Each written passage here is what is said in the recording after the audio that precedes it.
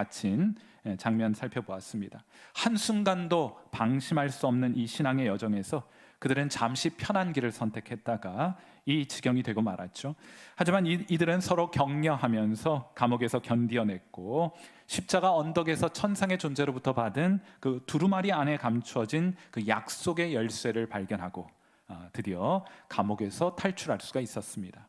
자, 오늘은 이들이 그 이후에 도착한 기쁨의 산 주변에서 일어난 사건들을 함께 살펴보려고 합니다. 자, 오늘 제가 여러분과 함께 나누게 될 설교의 요점은 세 가지입니다. 그 첫 번째 설교 요점은 기독교 신앙의 본질은 기쁨입니다 하는 거예요.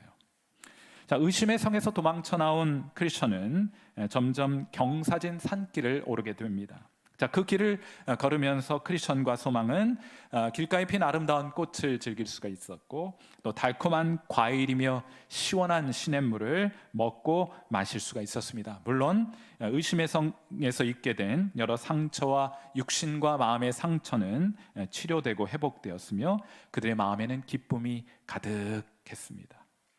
천성의 주인이 순례의 길을 걷고 있는 사람들을 위하여 마련해 놓으신 산이 있으니 그 산의 이름은 기쁨의 산이었고, 그들은 이 기쁨의 산을 함께 즐겁게 오르고 있었던 것이에요. 여러분, 흥미롭게도 천성까지 가는 길은 좁고 협착한 길, 또 경사진 길을 걷는다는 것, 이 신앙의 길이라는 것이 쉽지 않다는 것을 상징해 줍니다. 그러나 그 순례의 길에서 경험하게 되는 기쁨과 이 수고와 또 고생스러움을 비교해 본다면은 그건 틀림없이 주변적인 것일 것이다, 이렇게 생각이 들어요. 신앙은 고된 것입니다. 그러나 기쁘고 즐거운 것입니다. 비교하여 기쁨과 즐거움이 훨씬 더 큰 것이기 때문에 우리는 고되어도 신앙의 길을 걷고 있는 것입니다. 우리는 참 행복하게 이 길을 걸어가고 있는 것이에요. 여러분 안에 그런 기쁨이 있으십니까? 여러분 안에 그 행복이 가득하십니까? 우리의 인생 하루하루 살아감이 참 힘겹고 또 고생스러운 것이지만은 하나님 우리에게 주신 기쁨이 있으므로 우리 기쁘게 예수님 믿고 신앙생활에 가고 있지 않습니까? 이 역설을 어떻게 묘사할 수 있을까? 이게 힘든데 기뻐. 비교하자면 기쁨이 더 크기 때문에 신앙의 길을 계속 가는 것이에요. 자, 그렇다면 이 역설을 우리가 어떻게 표현할 수 있을까? 선교학자인 질 브리스코 박사는 그의 책 요나와 꼬마 벌레라는 책에서 이 역설을 이렇게 표현합니다. 진정한 기쁨은, 하나님이 우리에게 주시는 기쁨은, 저 천국의 기쁨은 제대로 되는 일이 하나도 없는데 행복한 것입니다 하고 이 역설을 묘사한 바 있습니다. 사랑하는 성도 여러분, 여러분도 이 역설적인 기쁨을, 이 역설적인 행복을 맛보아 알고 계십니까?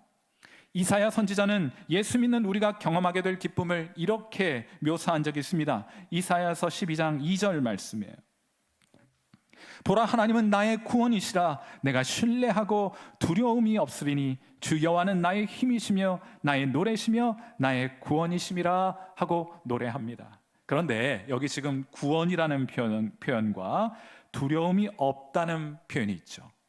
여러분, 이것을 제가 이제 여러분과 함께 공부하거나 성경을 공부할 때 거울 읽기라는 표현을 사용하죠. 미러 리딩이라는 표현을 썼는데, 여기 구원이라든지 두려움이 없다는 말의 이면은 무엇인가? 그것은 우리에게 구원이 필요하고 우리가 두려워할 만한 상황 가운데 놓여 있다는 것을 뜻하는 것이 아니겠어요? 이어 이사야는 이렇게 고백합니다. 이사야서 12장 3절. 우리가 지금 구원이 필요한 상황이고 우리가 두려워할 수밖에 없는 상황에 놓여 있지만은 그는 이렇게 노래합니다. 이사야서 12장 3절 말씀 같이 읽습니다. 시작. 그러므로 너희가 기쁨으로 구원의 우물들에서 물을 기르리로다. 아멘. 여기 물을 길어 먹는 우물이 복수형으로 기록되어 있다는 사실을 주목해 볼 수 있겠습니까? 자, 그러니까 하나님께서 도처에서 우리를 구원해 주십니다. 그때마다 하나님께서 도처에서 우리를 필요할 때마다 구원해 주시니 그때마다 우리가 큰 기쁨으로 하나님의 구원을 맛보게 된다 하는 그런 뜻이 되는 것이겠죠. 여러분, 구원이 필요한 상황이니 겉으로 봐서는 되는 일이 하나도 없는 것입니다. 그런데 그를 구원하시는 하나님이 계시니 그의 마음속에는 기쁨이 샘솟듯 솟아나게 되는 거예요. 사랑하는 성도 여러분, 이 기쁨을 알고 계십니까? 되는 일이 하나도 없어요. 하나님이 함께 하셔. 그래서 나는 오늘도 기쁩니다. 오늘도 감사합니다. 오늘도 하나님께 찬양하며 이 길 걷습니다 하는 그런 고백이 저와 여러분에게 있겠죠? 한 중년의 남자가 일터로 향하면서 걱정이 참 많습니다. 자식들은 많죠. 이 자식들 학원 보내야죠. 은행 대출 얻어서 어렵게 구한 집 이자 내야죠. 이제 슬슬 여기저기 아프지 않은 데가 없죠. 그래서 병원비 많이 들어가고 약값 내야죠. 게다가 물가는 자꾸 오르죠. 먹고 살 길 막막하지만은 이 일을 해서 도저히 식구들 먹여 살릴 수 없을 것 같지만은 어떻게 합니까? 할 줄 아는 일이 그 외에 달리 없으니, 이것밖에 없으니 오늘도 그 일을 하기 위해 일터로 터벅터벅 무거운 발걸음 가지고 일터로 향합니다. 자, 그런데 그에게 이런 일이 일어나게 되었어요. 마태복음 13장 44절 말씀, 이 말씀 같이 한번 읽습니다. 시작. 천국은 마치 밭에 감추인 보화와 같으니 사람이 이를 발견하고 숨겨두고 기뻐하며 돌아가서 자기의 소유를 다 팔아 그 밭을 사느니라. 여러분, 천국이 어떤 곳입니까? 천국은 무엇입니까? 라는 질문에 대하여 예수님께서는 이 한 절의 비유를 통해 천국을 묘사해 주셨어요. 그런데 이 비유는 묵상할수록 참 놀랍기 그지없습니다. 신비해요, 신비해. 성도가 이 세상에서 경험하는 저 하늘의 기쁨을 이보다 더 어떻게 잘 표현할 수 있을까 싶을 정도입니다. 성도의 기쁨은 밭에 감추인 보화를 다 팔아가지고 모든 금전적인 어려움으로부터 벗어났을 때 경험되는 기쁨으로 묘사되지 않습니다. 지금 이 남자를 둘러싼 상황은 하나도 변하지 않았습니다. 오늘 먹을 양식이 부족하고 아이들 학원비 조달하기 어렵고 은행이자는 자꾸만 들어가고 병원비가 필요한 상황에는 아무런 변화가 없습니다. 그런데 기뻐요. 바뀐 것이 없는데, 하나도 그를 둘러싸고 있는 상황이 바뀐 것은 없는데 그는 기쁩니다. 뛸 듯이 날 듯이 기뻐해요. 왜입니까? 그 문제가 해결되었기 때문이 아니라 그 문제들이 더 이상 문제가 되지 않을 것임을 확신하게 되었기 때문에 그는 날 듯이 뛸 듯이 기뻐할 수 있었던 거예요. 그건 마치 굶어 죽겠고 목말라 죽겠는데 먹을 것을 발견하고 마실 것을 찾게 되었을 때의 기쁨과 같은 것입니다. 아직 음식을 입에 넣지 않았어요. 아직 물잔을 기울이지 않았습니다. 그런데 바로 그때 기쁨은 가장 큰 크기로 그 온전한 모습을 우리에게 드러내 보여주는 것이겠죠. 하나님께서 우리에게 주신 기쁨은 그러므로 믿음으로 경험할 수 있게 됩니다. 그 기쁨의 온전한 크기는 오직 믿음으로만 맛볼 수 있게 해주신 거예요. 사랑하는 성도 여러분, 기독교 신앙의 본질은 기쁨입니다. 기쁘지 않은 성도는 병들었거나 아직 구원을, 아직 천국을 맛보지 못한 사람이라 말할 수 있어요. 왜냐하면 천국은 그 본질상 기쁨을 우리에게 가져다 주는 것이기 때문입니다. 상황이 변해서가 아닙니다. 그 상황으로부터 우리를 구원하실 하나님이 우리와 함께 하시기 때문에 그의 심령은 상황 때문이 아니라 하나님으로 인하여 기뻐할 수 있게 하신 거예요. 그냥 기쁨이 아니라 제대로 되는 일이 하나도 없는 것 같은데, 변한 것은 하나도 없는 것 같은데 힘든 상황은 여전하고, 자식들 속 썩이고, 재정적으로는 어렵고, 건강 상태는 좋지 못하고, 내일은 불확실하기만 한데도 우리 심령 안에서 경험되는 기쁨, 이건 우리가 만든 거 아니에요. 하나님이 주신 기쁨이 있습니다. 무엇 때문에 기뻐합니까? 하나님이 나와 함께 하시기 때문에. 그분이 나의 구원자이시기 때문에. 여러분의 심령은 오늘 이 아침 이 하늘의 기쁨으로 충만하십니까? 오늘도 그 기쁨은 여러분의 심령 안에서 샘솟듯 솟아나고 있습니까? 아직 이 기쁨을 알지 못한다면 여러분 금식하며 하나님 앞에 기도하시는 여러분 되시기를 주님의 이름으로 축원해 드립니다. 이 기쁨이 여러분의 심령 안에서부터 터져 나오는 일들을 경험할 때까지 하나님 앞에 간절히 기도해 보실 수 있게 되기를 바라요. 환경의 변화를 통해서 이 기쁨을 맛보는 것도 좋겠지만은, 그러나 환경을 초월하여 주시는 그 천국의 기쁨을 저와 여러분이 풍성히 누리시는 그런 귀한 은혜 있게 되기를 이 아침 주님의 이름으로 축원해 드립니다. 오늘 설교의 두 번째 요점은 이것입니다. 여러분, 신앙생활의 목표를 좀 정하세요. 여러분 신앙생활의 목표는 무엇이 되어야 하는가 하면 좋은 목자로 성장해 가셔야 합니다. 좋은 목자가 되셔야 돼요. 조금 더 길을 가다가 크리스천과 소망은 양들에게 꼴을 먹이고 있던 4명의 목자를 만나게 됩니다. 목자들과의 만남을 통해 이들은 신앙의 여정을 계속해 갈 용기와 또 위로와 격려를 얻고 여행에 대한 친절한 안내를 듣게 됩니다. 이들의 이름은 순서대로 지식, 경험, 경계, 신실함이에요. 물론 이들은 목자가 갖추어야 할 여러 덕목을 의미하는 것입니다. 목자의 자격은 무엇인가? 이 질문에 대한 존 번연의 답변은 4명의 목자의 이름으로 대신하여 제시된 거예요. 지식, 경험, 경계, 신실함. 목자의 자격은 무엇입니까? 여러분은 제게 무엇을 기대하십니까? 여러분은 여러분 목자에게 무엇을 기대하십니까? 여러분은 좋은 목자로 성장해 가셔야 되는데 어떠한 덕목을 준비해 가셔야 합니까? 첫째로, 목자는 말씀에 대한 지식을 가진 사람입니다. 목자의 가장 우선되는 사명은 하나님이 맡겨주신 양들에게 좋은 꼴을 먹이는 사람이 목자입니다. 좋은 꼴이 무엇입니까? 좋은 꼴은 하나님의 말씀이에요. 그래서 사도 바울이 젊은 목자 디모데에게 이렇게 권면합니다. 디모데전서 4장 13절 말씀 우리 같이 한번 읽습니다. 시작. 내가 이를 때까지 읽는 것과 권하는 것과 가르치는 것에 전념하라 하였어요. 그러므로 사랑하는 성도 여러분, 책을 가까이 하지 않는, 공부하지 않는 목자를 경계하십시오. 어떤 이유와 어떤 핑계가 있든 책을 가까이 하거나 공부하지 않는 목자를 경계하셔야 돼요. 왜냐하면 본질상 목자는 부지런히 공부하는 자리로 부름받은 사람이기 때문입니다. 하나님의 말씀뿐만 아니라 부지런히 책을 읽고 또 하나님의 말씀에 관한 연구된 책들을 읽어 하나님의 말씀에 대한 이해를 깊이 해가는 사람이 바로 목자의 자격에 합한 사람이기 때문이에요.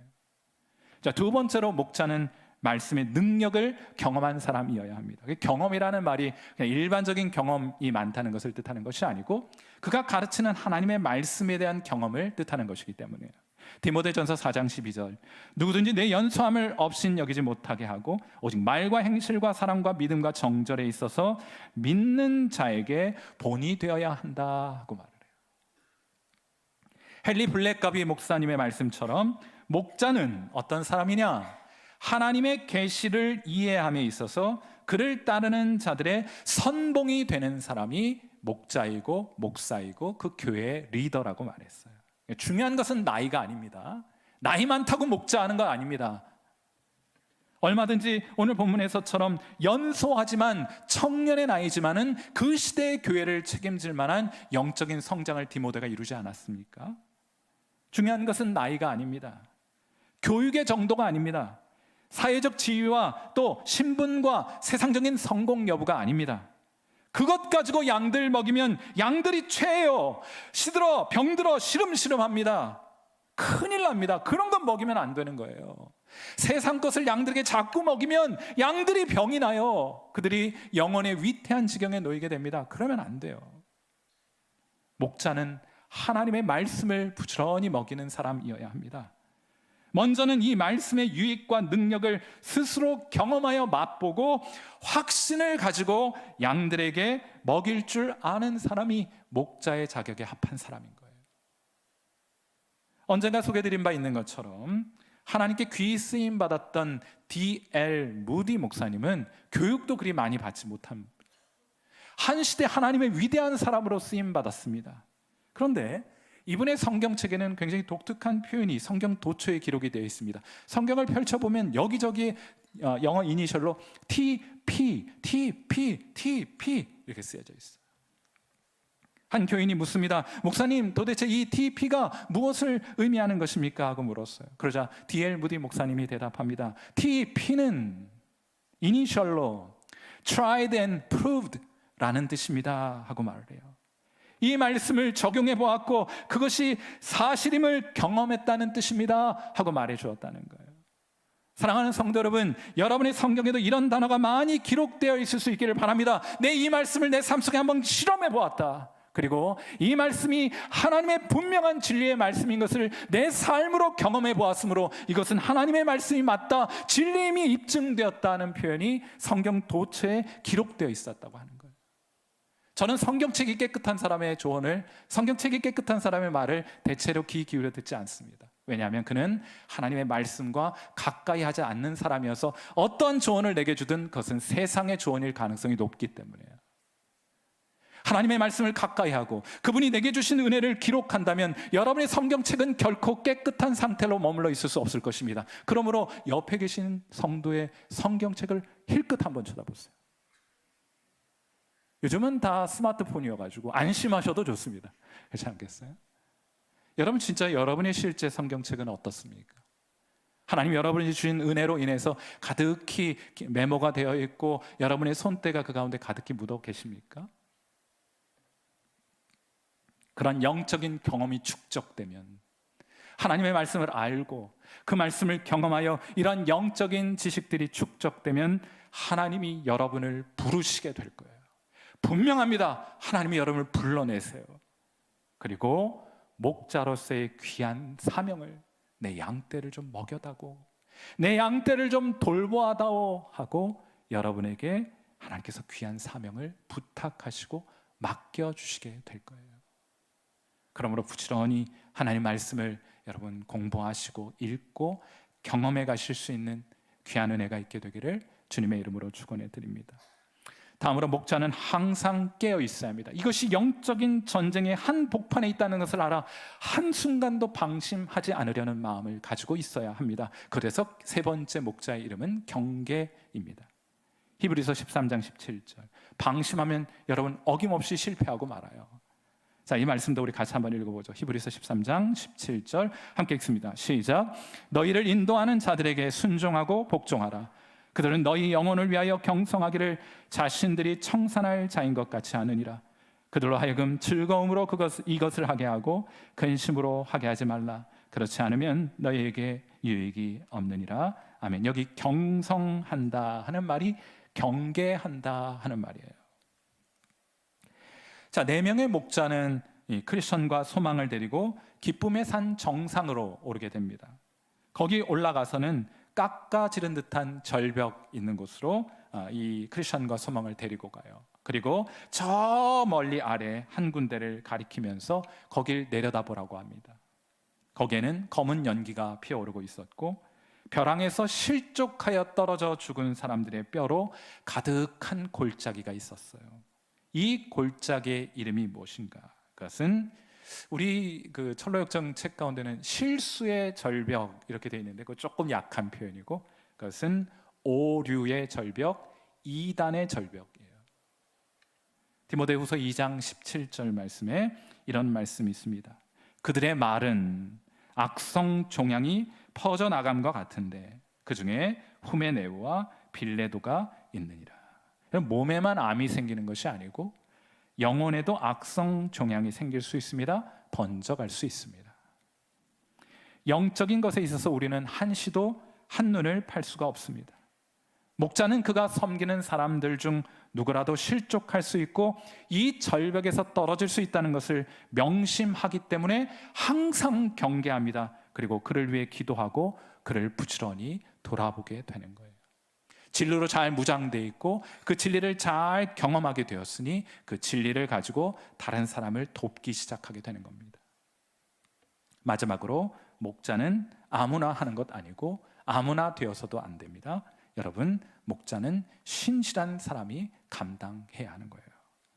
고린도후서 1장 12절에 이런 말씀이 있습니다. 우리가 세상에서 특별히 너희에 대하여 하나님의 거룩함과 진실함으로 행하되 육체의 지혜로 하지 아니하고 하나님의 은혜로 행함은 우리 양심이 증언하는 바니 이것이 우리의 자랑이라. 우리의 자랑이 무엇이냐?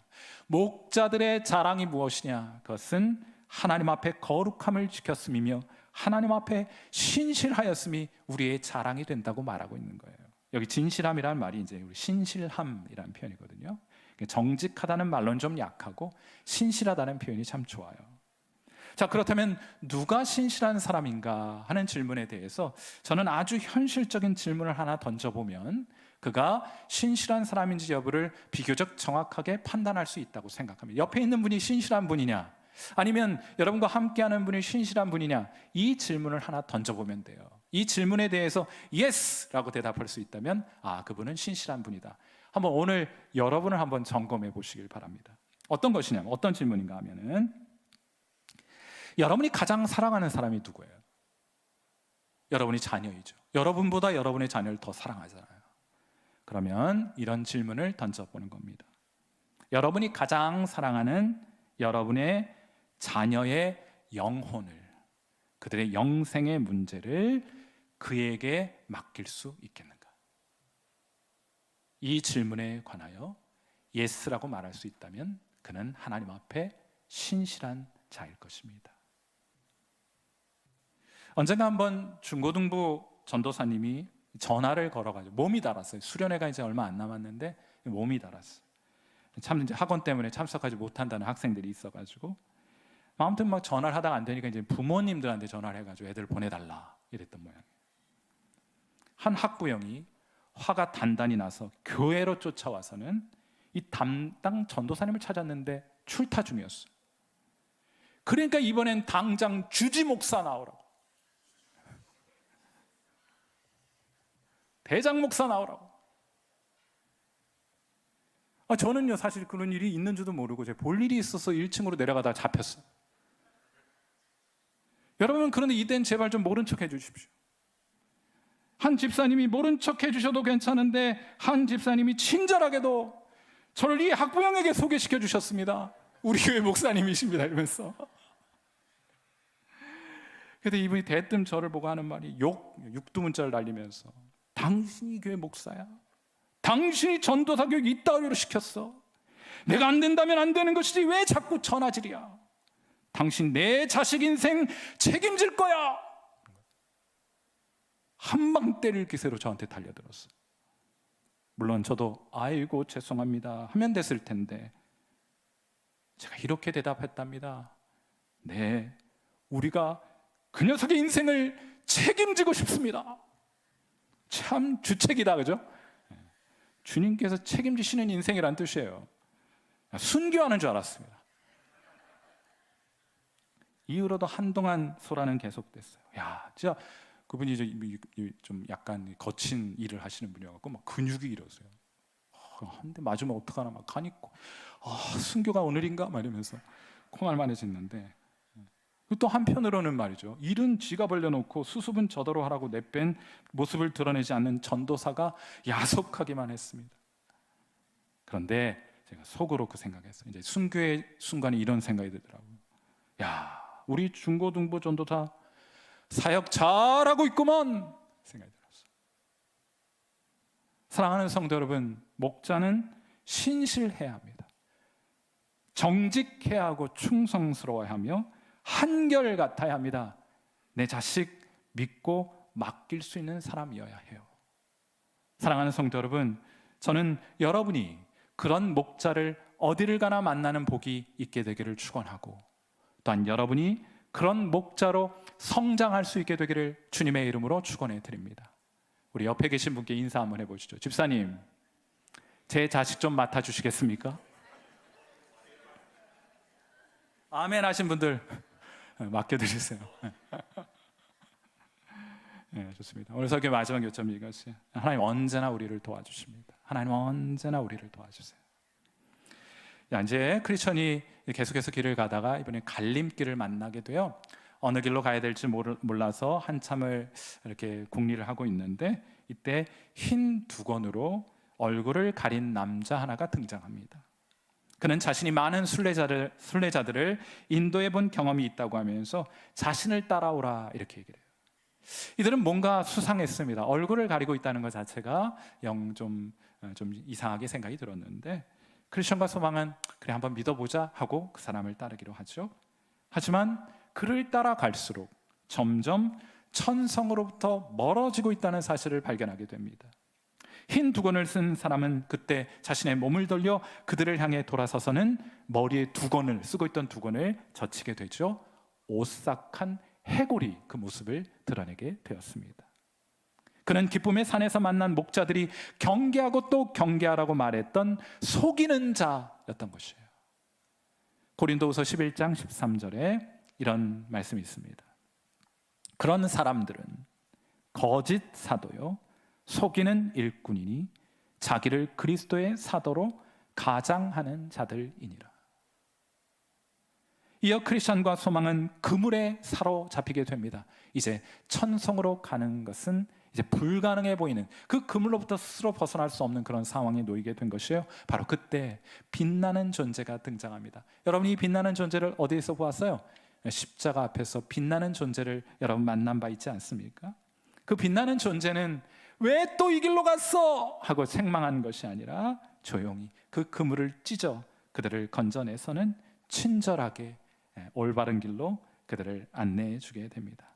그분의 도움이 아니었더라면 그들은 아까 보았던 오류의 절벽 아래로 오류의 절벽으로 끌려가서 아마 거기 내동댕이 쳐졌을 것이에요. 그런 생각해요. 하나님께서 우리를 돕지 않으시면, 하나님께서 우리를 돕지 않으시면 우리는 어떤 운명을 맞이하게 될까? 생각만 해도 끔찍하지 않습니까? 우리가 오늘 이렇게 주님을 섬기고 주님을 따를 수 있는 것도 하나님의 도우심이 오늘도 우리와 함께하기 때문이 아닙니까? 하나님의 은혜가 오늘도 우리를 붙들고 계시기 때문이 아닙니까? 4살짜리 딸아이가 아빠에게 자수합니다. 아빠, 내가 크레용으로 벽에 낙서를 했어요. 아빠가 아이를 무릎에 앉혀놓고 묻습니다. 그거 잘한 일이니? 아니요. 네가 벽에 낙서를 하면 아빠가 어떻게 하지? 맴매했어요. 그럼 이번에는 아빠가 어떻게 해야 한다고 넌 생각하니? 그러자 꼬맹이가 대답합니다. 아빠, 사랑해 주세요. 아빠, 사랑해 주세요. 여러분, 우리 한번 생각해 봐요. 우리도 하나님께 똑같은 것을 구하고 있지 않습니까? 우리가 실수했고, 우리가 넘어졌고, 우리가 실패했을 때 오히려 하나님의 그 사랑이 우리에게 더 필요하다고 느끼고 그 사랑을 하나님께 간구하는 것이 아닙니까? 사랑하는 성도 여러분, 우리는 오늘도 실수합니다. 우리 인생은 온통 낙서투성입니다. 그래도 하나님이 우리를 사랑하실까? 이 질문에 대하여 저는 누가복음 22장 31절부터 32절을 가지고 대답하고 싶습니다. 아니, 하나님이 이렇게 대답해 주실 것 같아요. 우리 누가복음 22장 31절부터 32절 말씀 같이 읽습니다. 같이 읽어요. 시작. 시몬아, 시몬아, 보라, 사탄이 너희를 밀가부르듯 하려고 요구하였으나 그러나 내가 너를 위하여 내 믿음이 떨어지지 않기를 기도하였노니 너는 돌이킨 후에 내 형제를 굳게 하라. 아멘. 사랑하는 성도 여러분, 하나님은 여전히 여러분을 사랑하십니다. 다 아셨어요. 그럴 줄 아셨어. 다 아시고 하나님 여러분 선택하셨고 사랑하기로 하나님 작정하셨으니 그 사랑에는 의심하지 말아요. 그러므로 이 사랑을 확신하는 자들마다 그 무너진 자리에서 다시 일어나게 될 것입니다. 다시 걸어가요. 더 나아가서 곁에 흔들리고 있는 형제와 자매들이 있을 것입니다. 똑같은 질문 앞에 확신을 갖고 있지 못한 형제와 자매들이 있을 것입니다. 그들에게 나아가 그들을 돕고 섬기시는 여러분 되시기를 주님의 이름으로 이 아침 축원해 드립니다. 함께 기도하겠습니다. 자, 우리 반주 들으시면서 함께 기도하죠. 하나님, 모든 인생의 역경과 어려움을 뛰어넘는 그 하늘의 기쁨으로, 그 천국의 기쁨으로 가득한 신앙생활이 되게 하옵소서. 그 신앙의 신비를 맛보게 하여 주옵소서. 아직 이 자리 이 기쁨이 무엇을 말하는지 알지 못하고 맛보지 못한 분들이 계시다면 하나님께 기도하셔야 해요. 이 기쁨을 맛보고 신앙생활은 기쁘게 하는 겁니다. 억지로 끌려다니면서 하는 것이 아니에요. 이 세상 모든 것을 다 주어도 바꾸지 않을 만큼 큰 기쁨을 하나님께서 우리에게 허락하십니다. 그것을 위해서 여러분 기도하셔야 돼요. 그 천국을 지금 이 땅에서 풍성한 크기로 맛보셔야 할 것입니다.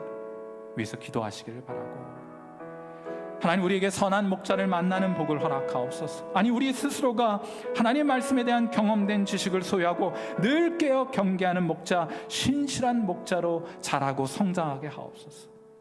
늘 하나님의 도우심을 힘입어 살아가는 자, 그리하여 속이는 자 사탄의 계략을 물리치고 행여 넘어졌더라도 용서하시고 회복하시는 주님 의지하고 다시 일어나 성도들을 돕는 자리로 나아가는 성숙한 신앙, 실력 있는 신앙 갖는 자 되게 하옵소서. 오늘 시간 함께 통성으로 하나님 앞에 기도하는 시간 같습니다. 기도하겠습니다.